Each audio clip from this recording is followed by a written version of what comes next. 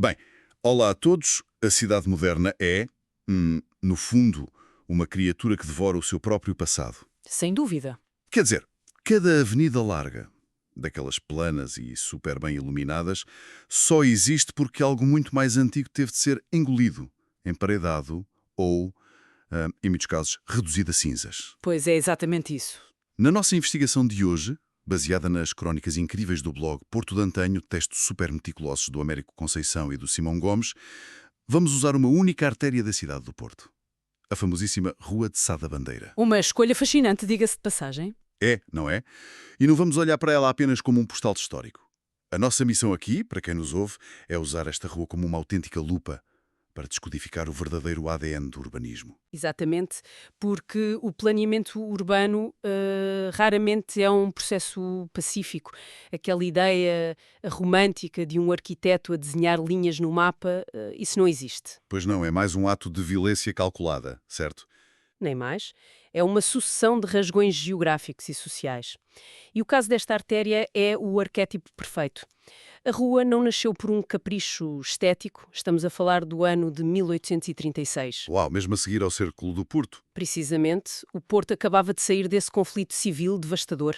O tecido urbano da altura, que era muito confinado e quase medieval, estava literalmente asfixiado. A cidade precisava de ar. Precisava de respirar, claro. Sim, de vias por onde as tropas e, mais importante ainda, o comércio pudessem circular rapidamente. Precisavam de espaço para se reinventar.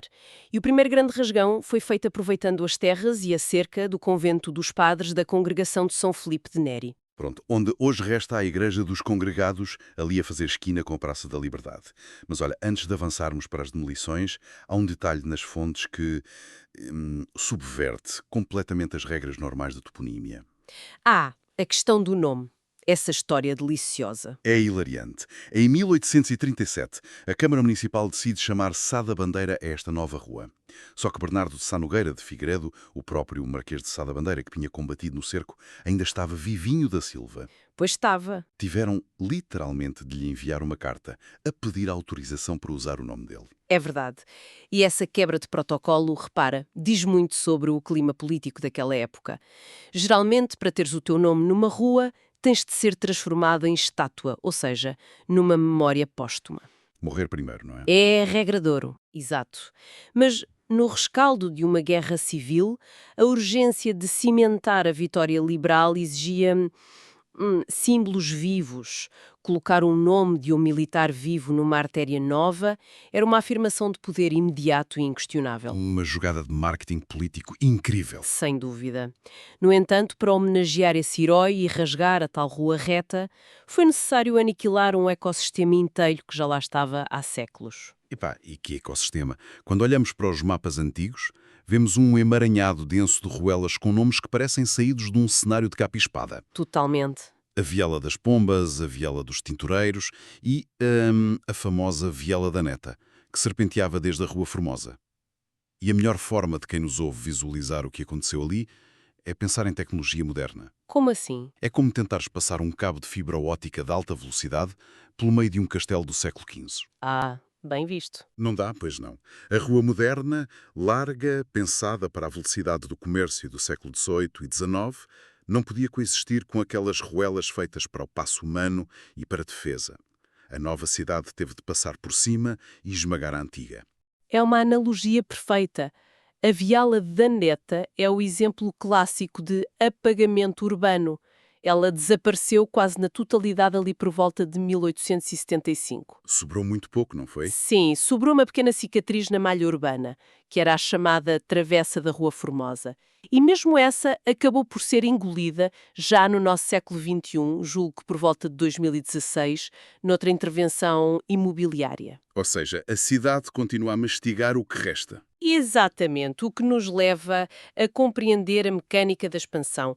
Porque destruir habitações precárias e alvenaria medieval era a parte fácil. O verdadeiro atrito urbanístico acontecia quando a cidade esbarrava contra a geografia e contra os interesses do grande capital. E é aqui que a narrativa ganha contornos de um choque de titãs, não é? Porque entre 1875 e 1880, a rua tenta expandir-se para norte. E o que é que encontra em pleno centro da segunda maior cidade do país? Natureza. Pois, natureza selvagem e poder agrário. Havia pomares, terrenos de cultivo inteiros e até um curso de água a correr a céu aberto, um afluente do Rio da Vila. Mas o verdadeiro obstáculo, o grande muro ali no meio, tinha nome e apelido. Dona Antónia Adelaide Ferreira. A mítica Ferreirinha da Régua. A sério. Quando isto nas fontes, fica estupefacto. O que é que ela lá fazia? O facto de a figura mais poderosa de toda a indústria vinícola do Douro possuir os seus armazéns ali demonstra bem como a economia da cidade funcionava antes da chegada do asfalto. Claro, era uma lógica completamente diferente. Completamente. O vinho e os produtos agrícolas desciam o Douro e eram armazenados nestas grandes quintas urbanas, bem no centro, para depois serem distribuídos. Quando a Câmara decide passar a rua a ferro e fogo por estas propriedades, não estava apenas a expropriar uns metros quadrados de terra. Estava a desmantelar um império logístico. Nem mais, estava a mudar o modelo do negócio da cidade. E os registros apontam que demorou 5 longos anos apenas para concluir a expropriação e a obra daquele pequeno troço até à Rua Formosa. E nós hoje, costumamos olhar para os atrasos nas obras públicas como se fosse uma ineficiência puramente moderna. Pois culpamos a burocracia de hoje. Exato. Mas o que estamos a ver é que arrancar, por exemplo, o Manuel Francisco Moreira dos seus armazéns de vinho ou tentar negociar frente a frente com a Ferreirinha era uma batalha campal. É que a expropriação é, na sua essência, a reconfiguração forçada do poder económico num território. Demorou meia década porque a transição de um modelo rural para um modelo urbano de comércio ameaçava impérios seculares. Foi preciso muita paciência. Sim, mas a partir do momento em que o macadame e os paralelos de pedra assentaram sobre essas antigas hortas, a mutação foi irreversível. As hortas deram lugar aos palácios burgueses. A agricultura foi substituída pela era dourada do retalho e do glamour. O que nos leva a uma fase fantástica. A rua ganha uma vibração quase caótica, cheia de energia. O trânsito da época funcionava à inglesa, sabias? Sim, circulava pela esquerda. É uma loucura imaginar o Porto assim. Temos uma via onde o alcatrão é partilhado pela tração animal, cavalos, carroças, e ao mesmo tempo começam a surgir os primeiros prodígios tecnológicos. Os elétricos. Exatamente. As fotografias antigas que os autores resgataram mostram elétricos pesados, já com as tabuletas das linhas no tejadilho, o que nos prova que as imagens são garantidamente posteriores a 1912. E essa sobreposição de carroças com elétricos no mesmo espaço é a definição visual perfeita de uma cidade em transição. E nos passeios, que eram muito largos, o comércio ganhou uma escala arquitetónica e social sem precedentes. Tudo mudou, não é? Tudo. Onde antes cheirava a vinho armazenado e a terra molhada das hortas, surgiram espaços de puro consumo. Por exemplo, o café à brasileira assumiu-se logo como um polo de debate e de exibição da alta burguesia. Onde as pessoas iam para ser vistas. E isso leva-nos a março de 1888. E é uma tragédia brutal. Precisamente em frente à Brasileira ficava a entrada secundária do super famoso Teatro Baquete. Um local emblemático. Fim. Mas numa noite horrível, um incêndio pavoroso consumiu o edifício todo, numa questão de horas, deixando dezenas de vítimas mortais. O teatro desapareceu simplesmente do mapa. É verdade. E eu não chamaria apenas tragédia a este evento, embora a perda de vidas humanas tenha sido indescritivelmente terrível, claro. Mas de uma perspectiva puramente cínica, de evolução urbana, os incêndios do século XIX funcionavam como bulldozers altamente eficientes. Bolas, isso é uma forma dura de ver a coisa, mas é verdade. Pois é. Os edifícios espetáculos dessa época eram autênticas caixas de fósforos. Eram estruturas construídas com imensa madeira, iluminadas a gás, forradas a tecidos pesados. Quando ardiam, criavam um vazio imediato na zona mais cara e cobiçada da cidade. E, como sabemos, o capital abomina o vazio. A rapidez com que ocuparam aquele espaço é assombrosa. Nas cinzas do Teatro Baquet brotaram os armazéns hermínios. E isto introduz uma mudança fenomenal na própria textura social da cidade. Uma revolução no comércio. Sim. Estes armazéns tornaram-se icónicos, não apenas pelos produtos caros que vendiam, mas pela forma como os vendiam. Foram pioneiros em ter jovens empregadas ao balcão a atender o público. Exato. Foi um passo de gigante para a inserção das mulheres na força de trabalho e no espaço público no Porto. Uma semente que, segundo as fontes, já tinha sido plantada de forma mais discreta nos bazares do Palácio de Cristal. E repara, a introdução da força de trabalho feminina ali não foi um mero acaso social, foi uma estratégia de marketing muito bem desenhada.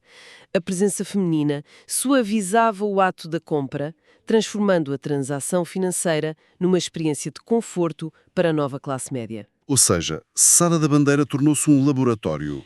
Um laboratório vivo onde a modernidade se testava diariamente, o que permitiu a ascensão de lendas urbanas, empresas de retalho, que moldaram o consumo de várias gerações. A Casa Lima é talvez o expoente de máximo dessa longevidade, uma loja que nasceu ainda em 1818 e que assentou arraiais nesta rua ao lado da Brasileira em 1918. E vendiam de tudo um pouco para a elite. Bengalas, malas de pele, guarda-chuvas requintados. Resistiram quase um século naquele ponto exato. Fecharam as portas apenas em 2016 para previsivelmente dar lugar a um hotel. O destino clássico de hoje em dia. E também havia a Casa Forte. A Casa Forte. O império de artigos de campismo que tinha um alcance tão brutal que até operava a sua própria estação de rádio, a Rádio Casa Forte. É fundamental compreender como a gestão destas lojas funcionava antes da era dos ecrãs. Não era apenas uma transação, era uma máquina de curadoria visual e de informação. Exatamente como um algoritmo físico. Sabes, eu olho para isto como o Instagram do século XX. Como assim o Instagram? Repara, hoje em dia temos as redes sociais desenhadas para criar desejo e atirar produtos diretamente para o nosso telemóvel, certo? Mas no século XX essa função pertencia ao urbanista e ao comerciante. Os passeios larguíssimos de Sá da Bandeira e as vitrines monumentais obrigavam os peões a fazer um scroll físico pelas mais recentes modas. É uma excelente comparação. Quem quisesse saber o que ditava o mundo civilizado não abria a app, caminhava por esta rua. Faz todo o sentido. E da mesma forma que os ecrãs hoje nos devolvem a imagem da nossa sociedade, as paredes cegas dessa rua operavam como enormes painéis ideológicos. Por exemplo, o blog resgata a história da Casa Africana, que se instalou ali em 1925. Uma história super curiosa. Este estabelecimento utilizava a parte traseira do seu edifício para expor um mural publicitário colossal, que era visível em quase toda a extensão da rua, e retratava a imagem de um homem negro carregando dezenas de embrulhos. E estamos a falar de uma imagem que ficou gravada nas retinas de milhares de pessoas que desciam a rua dia após dia durante décadas. Sim, e é crucial olhar para esta publicidade de forma analítica, como um documento histórico fidedigno do seu tempo. O mural da Casa Africana não era um mero acaso de desenho gráfico. Representava uma época, não é? Representava a materialização visual do projeto imperial português dos anos 20. Servia para colocar a hierarquia colonial, a figura do africano, ao serviço do comércio metropolitano, como algo completamente normalizado no dia-a-dia da cidade. Claro. Mas o facto de, já nos anos 90 do século passado, esse mural ter sido integralmente apagado e coberto com tinta branca é também um ato histórico brutal. Reflete a mudança drástica das sensibilidades sociais. Foi uma tentativa quase higiênica de purgar a memória visual para entrar no novo milénio. Um apagamento silencioso, literalmente ao vivo e a cores. Sem dúvida. Mas a engrenagem do consumo, essa nunca para. Com tantas lojas e tanto dinheiro a circular, a rua não podia ficar contida até à Rua Formosa. E nessa esquina icónica surge, para mim, uma das maiores surpresas desta pesquisa. O edifício Singer. Magnífico edifício. O projeto original de 1902 era apenas térreo, mas em 1941 o edifício impõe-se com uma verticalidade impressionante. E não era só betão e alvenaria. Exato. O verdadeiro impacto não reside na arquitetura, mas na revolução social que lá dentro operava. Porque a marca não vendia apenas a máquina de costura. O modelo de negócio exigia saber operá-la. E por isso, a Singer formava neste edifício cerca de 5.000 alunas todos os anos em Portugal. 5.000 mulheres no coração da cidade. A sério, a Singer funcionava ali quase como uma universidade técnica à sombra, completamente à margem do ensino tradicional. É um número avassalador para a época. Ao dominarem a máquina de costura, o trabalho doméstico e manual passava a ter o potencial de ser um trabalho especializado e remunerado. Uma emancipação silenciosa, a motor, a pedal, e mesmo ao lado desta fábrica de costureiras profissionais, erguia-se o épico e massivo mercado do Bolhão. O Bolhão é o epicentro orgânico da cidade do Porto e é impossível desvincular a sua história da Rua de Sá da Bandeira. O mercado e as lojas à volta formavam um sistema nervoso próprio. O que nos leva a casos extraordinários de fixação humana, como a história incrível da Casa Hortícola. Uma história linda. Para quem não sabe, era uma loja clássica que vendia sementes, bulbos e o incontornável almanaque Borda d'Água. E o dono, o Sr. António Ferreira de Sousa, assumiu aquele balcão em 1949. Uma vida inteira lá dentro. Sim.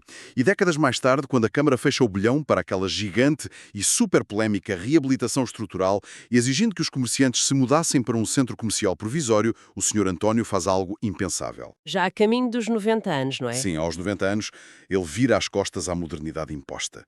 Recusa sair e ir para o centro provisório. Simplesmente fechou a porta e avisou: paro agora e volto quando o meu mercado original reabrir. Uau! Essa história fornece-nos um conceito profundo que sobrepõe a engenharia urbana. A identidade de uma cidade não está aprisionada na pedra, no ferro ou nos orçamentos de Estado. Está nas pessoas. Reside inteiramente nos hábitos teimosos dos seus habitantes. E o Sr. António cumpriu a promessa. Em 2022, esteve presente na reabertura do seu amado mercado, vindo a falecer, infelizmente, pouco tempo depois, em 2024. É a demonstração de que o betão obedece ao tempo do homem, e não o inverso. Um momento de resiliência belíssimo. Mas voltando ao urbanismo duro, a expansão da rua não se fez apenas de paciência e teimosia. Pois não. Para norte. Lá vem o fogo, mais uma vez. Julho de 1924. Lá está. Outro incêndio fulminante e monstruoso. 3 edifícios inteiros, reduzidos a cinzas, que por puro acaso bloqueavam precisamente a linha reta idealizada para o prolongamento de Sá da Bandeira. A coincidência é quase cômica, pá. O desastre cria um vácuo imediato. O obstáculo denso da propriedade alheia desapareceu numa noite. E no seu lugar sobrou o pretexto legislativo e logístico perfeito para a Câmara alargar a rua, usando o argumento irrefutável da saúde pública e da segurança. Ou seja, temos de fazer a pergunta difícil, não é? O Teatro Baquete primeiro e depois este fogo providencial de 1924. A cidade parecia aproveitar estas tragédias com uma eficiência quase suspeita. Suspeitíssima. Será que o fogo foi, na verdade, o principal arquiteto urbano do Porto moderno? É uma excelente provocação, porque o que brotou desse chão queimado não foi uma lojinha discreta, não senhor. Não. Foi o colossal Palácio do Comércio. Exatamente, pertencente a Delfim Ferreira e projetado entre os anos 40 e 50 pela arquiteta Maria José Marques da Silva, uma pioneira incontestável na arquitetura nacional, em conjunto com David Moreira da Silva. Um edifício brutal, um quarteirão maciço de granito escuro, os interiores frios em mármore e o remate épico lá no alto, no 7º andar. Aquela estátua imponente. A estátua em bronze de Henrique Moreira chamada O Triunfo da Indústria. É que esse edifício é a tradução literal de uma política de Estado em formato de pedra. O Palácio do Comércio não pretendia apenas abrigar pessoas. Funcionava como o equivalente arquitetónico do padrão ouro. Uma fortaleza do capital. Uma fortaleza desenhada para abrigar e celebrar a solidez e para proclamar a maturidade financeira daquela via. No entanto, a indústria vibrante do século XX trouxe consigo um parasita logístico que as velhas fundações de granito não conseguiam comportar.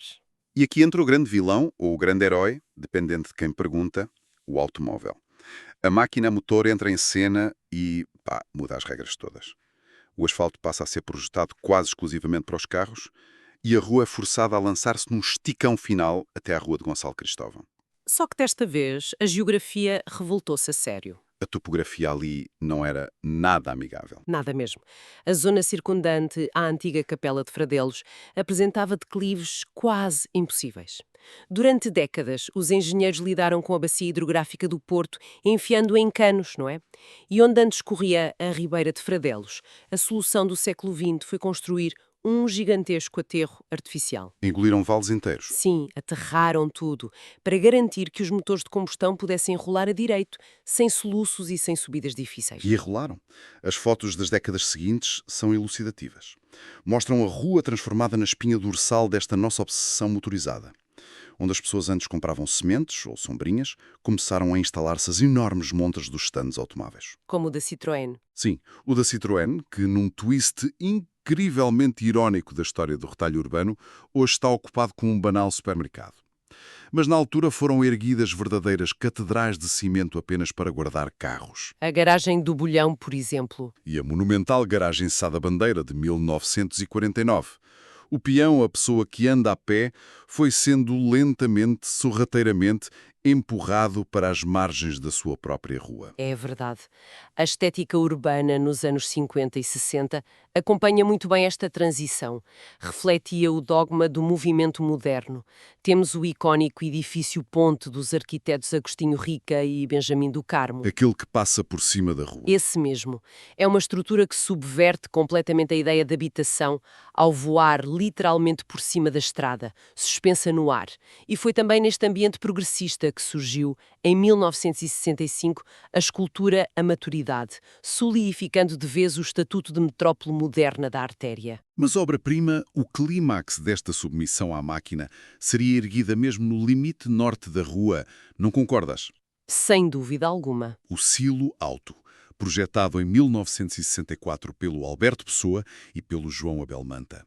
Epá, quando tu percorres a história connosco hoje, partindo dos conventos, esmagando vielas medievais, expropriando quintas, apagando incêndios, chegar ao cimo da rua e dar de caras com um cilindro maciço de betão com 7 andares de altura é uma experiência quase alienígena. É impactante, no mínimo. Parece literalmente um disco voador brutalista que aterrou em cima de uma velha cidade europeia. É o triunfo total da máquina sobre a natureza. E o fascínio do Silo Alto reside exatamente na sua franqueza impiedosa. É um altar esguio, puramente utilitário e dedicado em exclusivo ao automóvel.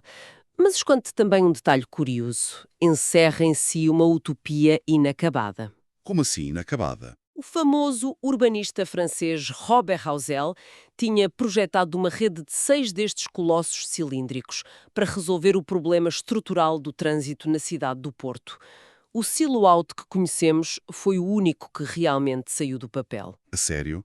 Iam ser 6 discos voadores daqueles. Iam. Por isso, o Silo ergue-se não apenas como um enorme parque de estacionamento, mas como um monumento isolado de um futuro rodoviário que nunca chegou a concretizar-se na totalidade. O que, se pensarmos bem, encerra o nosso percurso hoje de forma perfeita. Esta artéria nunca foi apenas uma forma de ir do ponto A ao ponto B. Nunca. É um arquivo geológico denso. O Alcatrão e os paralelos não cobrem apenas terra batida. Eles selaram o mundo inteiro. Por baixo daquela cota de terreno continuam enterradas as fundações labirínticas da velha viela dos tintureiros. E os passeios carregam ainda a memória invisível do horror do Teatro Baquete. Exato. As fachadas encerram o burburinho de 5.000 mulheres a aprender a costurar o seu futuro na Singer, lado a lado com os delírios de grandeza em granito do Palácio do Comércio e o tal otimismo de betão armado do Silo Alto nos anos 60. E se ligarmos isto ao quadro geral, a grande lição que se extrai desta análise é que o ambiente construído é um registro fóssil das nossas prioridades enquanto sociedade. Nada surge de forma pacífica num centro urbano. Cada metro quadrado de progresso liso e funcional resulta invariavelmente da supressão violenta de uma memória, de um curso de água ou de uma comunidade mais frágil. E isso é algo que, sinceramente, eu adorava que o nosso público guardasse. Quando caminhamos por uma avenida larga, sob as luzes de uma metrópole moderna, é muito fácil assumir que o asfalto sempre lá esteve. Mas não esteve. Pacífico. Mas debaixo desse silêncio do botão há expropriações épicas, donas de quintas chateadas, fogos que limparam quarteirões e rios que foram sufocados em canos. Fica o enigma para refletirmos. Fica mesmo, porque hoje olha-se para a destruição de uma viela da Neta ou das quintas agrícolas da Ferreirinha com aquela nostalgia que só a distância do tempo permite, certo? Claro, agora achamos romântico. Exatamente, mas com fome voraz com que as nossas cidades modernas continuam a devorar bairros inteiros em nome da gentrificação e da dita modernidade, a pergunta impõe-se. Qual pergunta? O que é que nós estamos a demolir hoje, muitas vezes invisível a olho nu, que daqui a 100 anos as próximas gerações vão chorar como a perda irreparável da nossa própria identidade? Quer dizer, qual será o nosso teatro baquê soterrado debaixo do betão do século XXI? É uma excelente questão para ficarmos a pensar.